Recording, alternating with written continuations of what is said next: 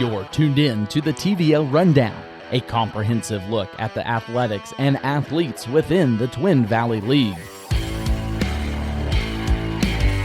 Joined by Jeff Wurtz of the TVL Spotlight, I'm Max Blaske with KNDY.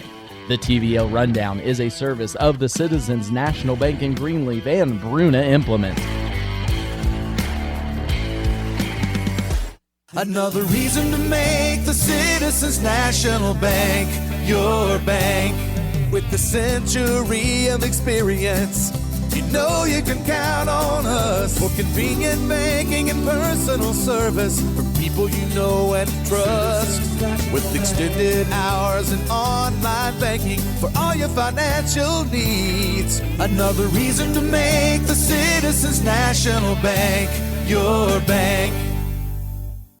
For the best in farming equipment with the service to back it, there is only one Bruna Implement Company, your local Case IH dealer. Since 1947, the staff at Bruna Implement Company works daily to provide the best parts and service when you need it, always dedicated to their customers. Bruna Implement Company has been family-owned for 3 generations, and they know what it takes to be successful as your area Case IH dealer. With locations in Marysville, Washington, Clay Center, Seneca, Hiawatha, and Humboldt, Nebraska. Stop by or give them a call today. Welcome into this week's edition of the TVL Rundown as the final week of the high school basketball season is upon us. We're going to chat a little sub-state bracket. We're also going to look at how the TVL standings shaped out. I'm going to start with that on the girls' side. Jeff, I know we talked about it all season long, just how much of a gauntlet this Twin Valley League was, but hats off to the Hanover Lady Wildcats. They claimed the 2025-26 regular season championship with a 9-1 record. I had a chance to talk with Coach Bikeman earlier this week, and it is a huge accomplishment any year, but I feel like especially this year to come away with the regular season championship. And as you said, I should say, we talk about this, the gauntlet, the middle of the pack, those incredible teams that they had to go through. And even over the last, I'd say 2 to 3 weeks, Hanover has looked maybe the best that they have all season. And that shows you something. If they can get through that and come out really looking better, that's incredible. And yeah, hats off to the Lady Wildcats because they did have just phenomenal regular season.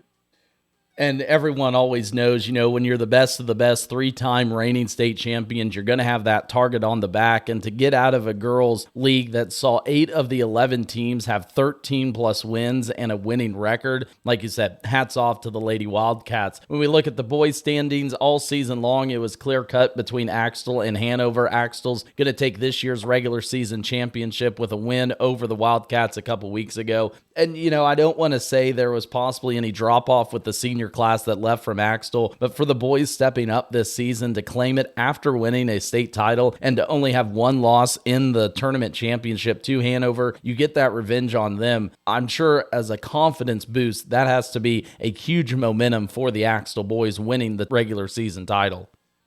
It does. Anytime you go into this playoff on a high note, especially knowing that you have gotten through another tough year and battled that top team in Hanover and gotten the W, it's confidence. We're human. We're human. Confidence is a big thing sometimes, and I really think that is what is going to propel Axtell this postseason, just knowing they have the abilities.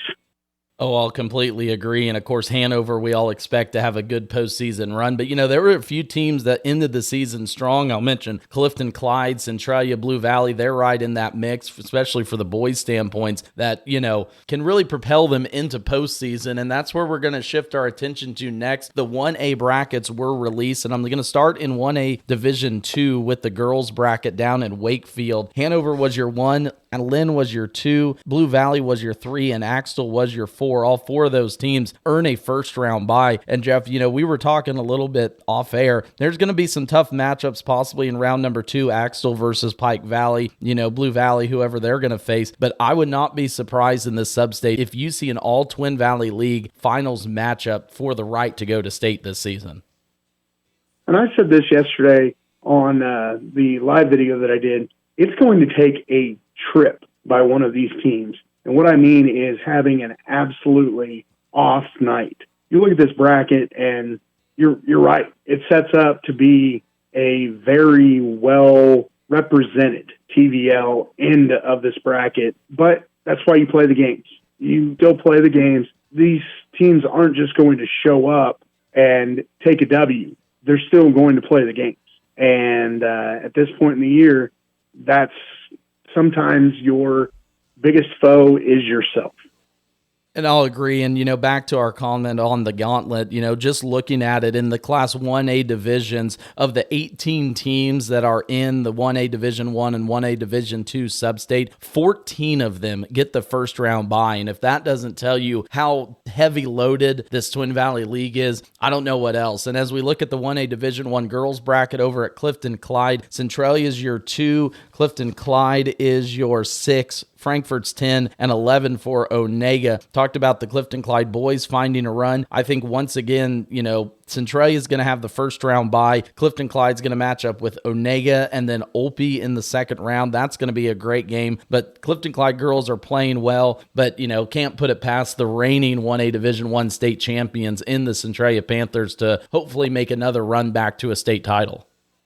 That does set up an interesting second round matchup, though. And I'd like to talk about that. Centralia and Frankfurt battling potentially in that second round.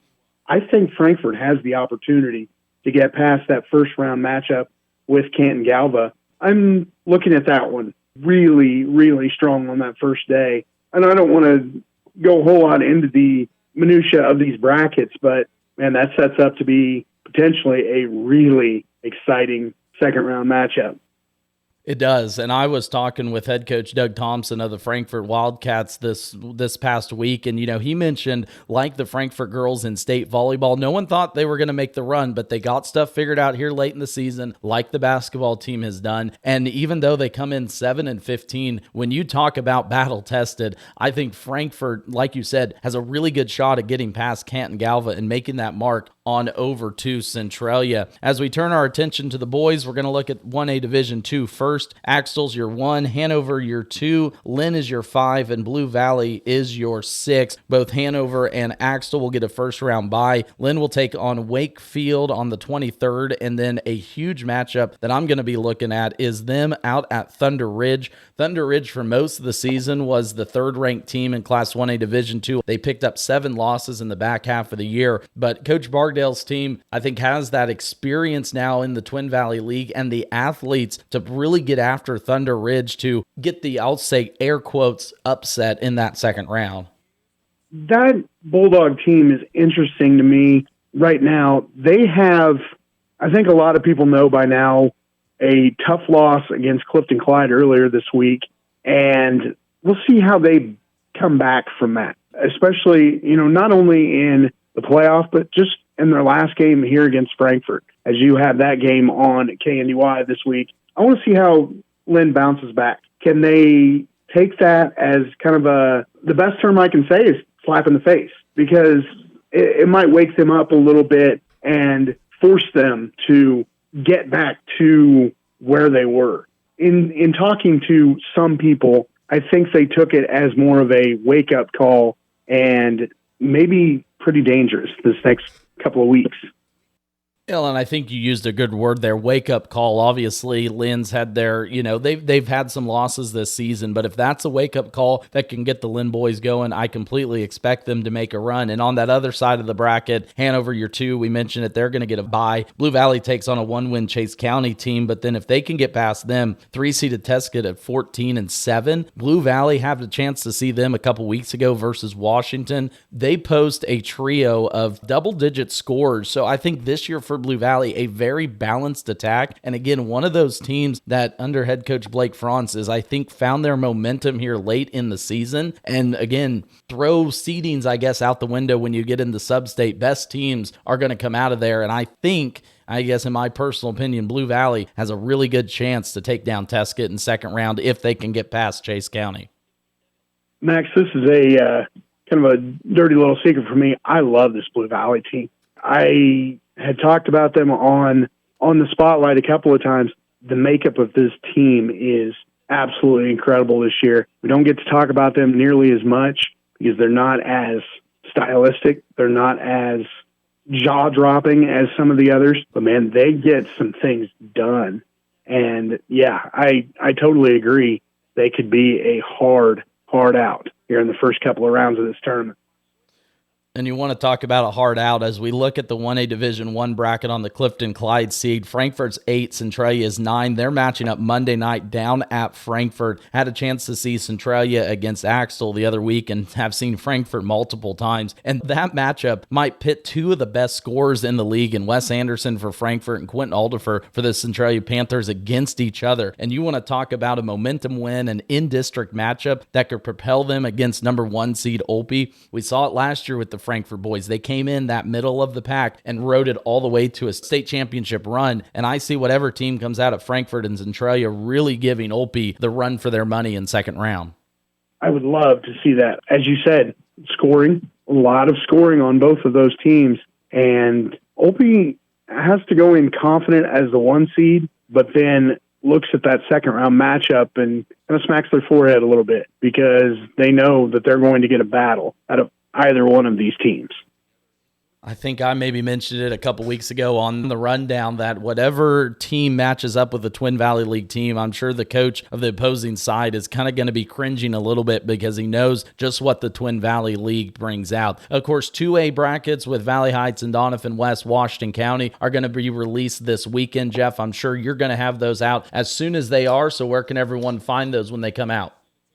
Head over to social media, both Facebook and X. I will have another live video for the release of those brackets on Facebook. And as always, I will have a full podcast up on Monday at TVLspotlight.com. 1A brackets will get started next Monday and Tuesday with boys action on Monday, girls on Tuesday. So we'll have a full recap of that one, as then semifinals will be the following Saturday and Monday. So be sure and tune back in next week for the TVL rundown for a complete look at how the postseason is shaping out for all of these great Twin Valley League teams. You've been tuned in to the TVL Rundown, a comprehensive look at the athletics and athletes within the Twin Valley League.